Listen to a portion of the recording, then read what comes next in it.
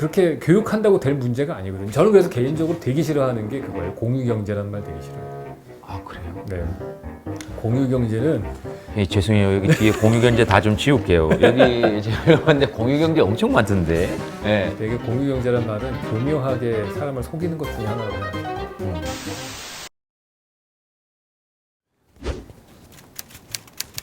아, 그죠? 미치겠어 진짜. 내가 무슨 부동산 전문가도 아니고. 네. 저는 사실 건축과 공간과 인간에 대한 관계를 얘기하는데 네. 지금 말씀하신 주제는 경제와 정치적인 이슈까지 들어가기 때문에. 그렇죠. 경제 정치. 근데 경제 정치 이슈를 잘못 얘기하면 그렇죠. 큰일 난다는 큰일 건 나는 거죠. 제가 잘 알고 있습니다. 단어 하나만 순서를 바꿔도 뉘앙스가 완전 달라지거든요. 예를 들면 어떻게 바뀐 겁니까? 그게. 오프터 레코드로 말씀을 드려도 될까요? 예, 오프터 레코드. 예. 자, 말씀하세요. 네, 딴 건 다 못 막아가지고. 어떻게 해야 돼요? 집을. 집을 예. 우리가 착각을 일단은 깨야 된다고 봐요. 우리가 너무 잘 살아요. 사회 전체의 자산이 되게 많은데 근데 그 사람들이 살고 싶어 하는데 딱 하나밖에 없다. 강남에 살고 싶어 한다. 근데 결국에는 왜 거기에 더 살고 싶어 하겠냐. 제가 보는 관점에서는 대한민국의 모든 주거의 프로토타입이 다 강남을 롤모델로 만든 카피이기 때문에 강남처럼 사는 게 라이프 스타일인 거예요. 사실은 추구하는 바가. 미국이라고 하는 큰 나라에 맨하탄도 있고 샌프란시스코도 있잖아요. 근데 만약에 미국이라는 전국에 있는 모든 도시가 다 맨하탄 스타일로 지어졌다고 보면은 다 맨하탄에 가서 살고 싶어 하겠죠. 뉴욕에 가서. 이게 대한민국의 형태가 그런 모습이라고 봐요. 그러니까 전국의 모든 도시가 점점 비슷해져 가기 때문에 오리지널로만 다 모일 수밖에 없는 상황이 되는 거죠. 어떻게 해야 됩니까? 제동 씨나 저나 살았던 세대는 불만나 비슷하게 퉁치지 마시고요. 그때 5년이라는 네. 쌤 걸으실 때 네. 저는 아직 저나 제동 씨가 살았던 이렇게 좀 저와 정적 제동 씨가 살았던 그 베이비붐 세대의 언저리와 그 주변 인구 네. 많이 늘었던 세대는 네. 어떤 시대냐면은 시골에 살다가 도시로 이사를 가요. 네. 예전에 집 그러면은 할아버지, 부모, 자식 3대가 살던 세대에서 이제 2대로 바뀌었죠. 전원일기에 나오던 네. 그 구성에서. 네네. 근데 그러면은 5천만 인구가 만약에 모두 다 4인 가족으로 살면은 네. 집이 1250만 가구가 필요해요. 근데 실질적으로 우리나라는 뭐 4인 가족만 있는 게 아니고 2인 가족도 있고 7인 가족도 있고 이렇게 해서 대충 그쵸. 섞으면은 한 1700에서 1800 가구 정도 사이의 그런 구성인데 문제는 1990년대부터 1인 가구의 비중이 급격히 늘어나고 있거든요. 지금 30%고요. 1,500만이 집 한 채씩 필요하다면 1,500만 가구가 필요한 거예요. 2인 가구까지 합치면 거의 60% 육박해요. 그럼 3천만 가구가 필요하다는 얘기예요. 1, 2인 가구만을 위해서. 네. 근데 집은 아직도 4인 가족이라고 생각하고서 이 정도면 5천만 가구면 다 충분하지 하고 공급을 안 늘린 거예요. 쉐어링 하우스라고 들어보셨죠? 방 하나 빌리고 나서 부엌을 같이 쓰는. 젊은 1인 가구는 수요가 있지만 네. 경제성이 떨어지니까 건설사에서 그런 집을 안 짓죠. 안 짓는 거죠. 네. 집값이 올라가는 걸 잡기 위해서 사람들이 뭐 갭 투자나 대출을 끼워서 사니까 이렇게 올라가지. 그래서 15억 초과되는 데는 대출 아예 안 주자 이렇게 얘기했잖아요. 예. 그러면은 결국에는 15억 이하의 수요자가 더 늘어나는 셈이 되는 거예요. 아예 집을 갖고 있지 않은 사람들은 더 내 집 마련의 꿈이 멀어지는 상황이 되는 거죠. 집을 소유하지 못하는 사람들이 경제적으로 낙오자가 점점 되거든요, 사실은. 그렇죠. 지출은 많아지고. 제가 이제 미국에 생활을 할 때 대학을 졸업하고서 딱 사회생활을 시작을 했는데 그때 저희 회사에 유대인 친구가 하나 있었어요. 네. 그 친구도 결혼하고 저도 결혼을 했는데 그 친구는 집을 사더라고요. 어떻게 샀어? 그랬더니 그 당시에 집값이 50만 불 정도 하는데 1달러가 1,000원 정도 했거든요. 50만 불 5억짜리 집인데 미국은 10%만 있으면 집을 살 수가 있어요. 모기지로. 모기지로 네. 해서. 그럼 5천만 원을 내고서 집을 사서 이제 모기지를 갚는 거죠. 네. 5천만 원 어디서 났느냐? 이 친구가 태어날 때 이 돌잔치 때 우리는 보통 금반지를 모으잖아요. 네. 현금을 모은대요, 유대인들은.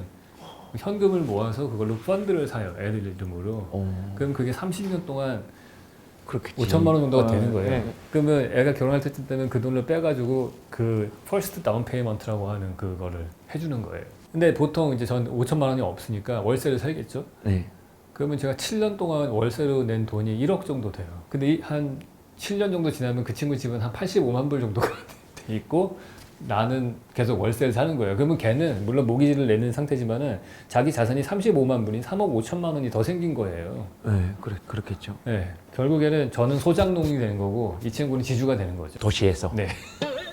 우리 자본주의 사회라는 거는 사실은 계속해서 경제 성장률이라는 게 있잖아요. 이렇게 옛날에는 뭐 10몇 %씩도 했고 요즘에는 뭐 2, 3%만 돼도 높다고 하는데 자산을 갖고 있는 사람이 돈을 벌 수밖에 없는 구조라면은 부동산 자산과 동산 자산 두 가지가 있는데 집을 소유하지 못한 사람은 부동산 자산을 가지고서 돈을 벌 수 있는 기회가 없는 거예요. 부동산과 동산의 자산의 날개가 두 개라면 날개 하나 없이 한 날개로만 날아야 되는 거죠. 지금 청년 세대들은.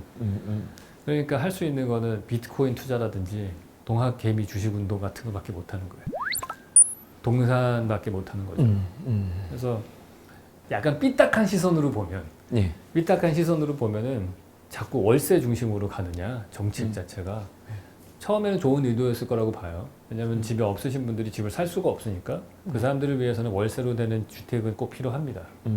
근데 우리가 타겟을 잡는 거는 그 경계부에 있는 사람들이에요. 여기에서 살 수도 있고 안 살 수도 있는 사람들을 집을 사게 해줄 것이냐? 그게 사게 하면 밑으로 내려가는 거죠. 근데 반대로 못 사게 하고 월세로 다 해결을 하면 위로 올라가는 거예요.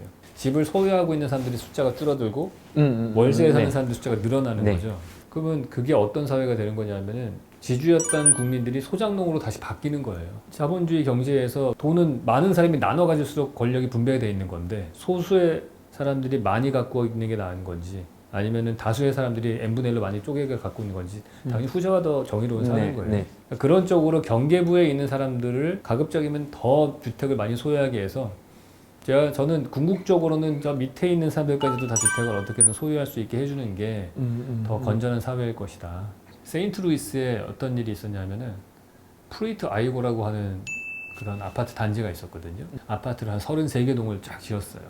그래서 깨끗하게 짓고 놀이터도 새로 만들고 해서 사람들이 이주를 별로 시켰어요. 근데 2년 만에 거기가 슬럼화가 된 거예요. 범죄 온상이 되고 마약 밀매와 살인과 이런 것들이 생겨서 한 20년 지난 다음에 다이너마이트로 다 폭파해버렸어요.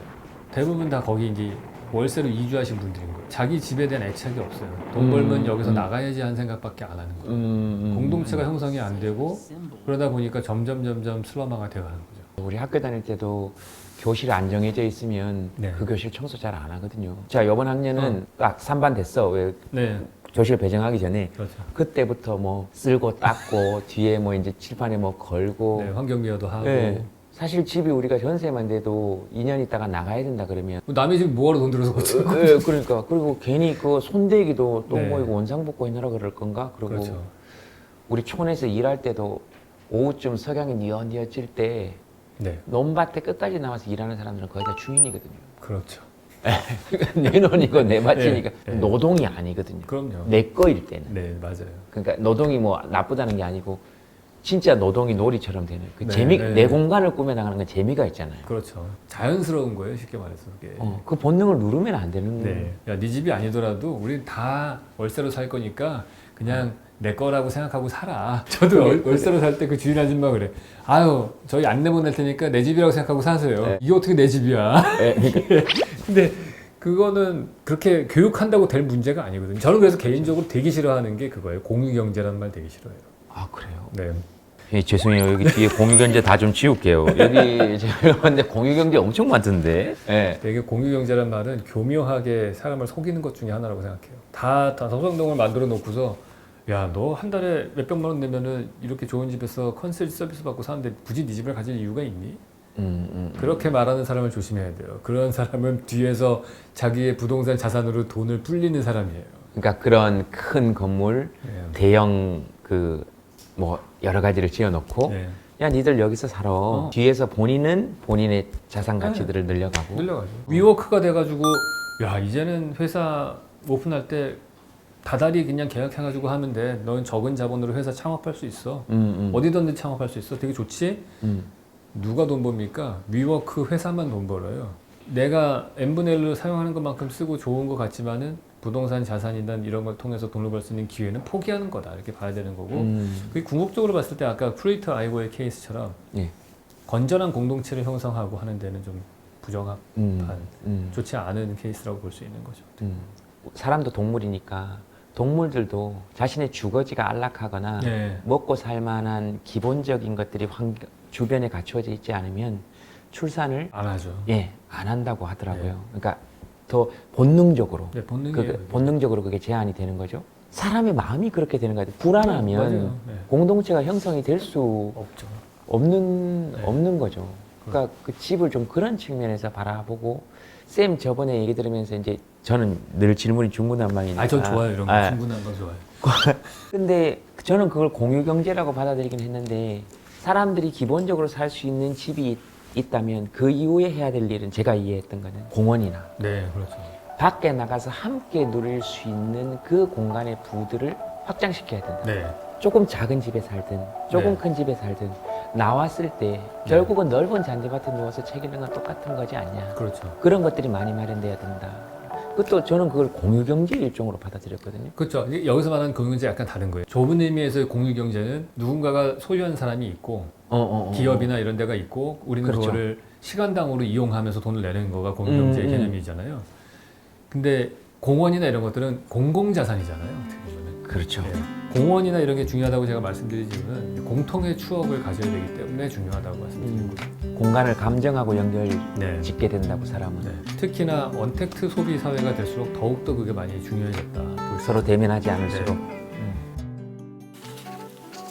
영상 재밌게 보셨습니까? 책에는 훨씬 더 한 땀 한 땀 이렇게 뜨개질하듯이 떠서 재밌고 알찬 내용들 담았습니다. 킥킥거리면서 보실 수 있을 거예요. 근데 내용도 좋고 진짜요. 함께 읽어보시죠. 컨셉 아니고 진짜 뜨는 겁니다.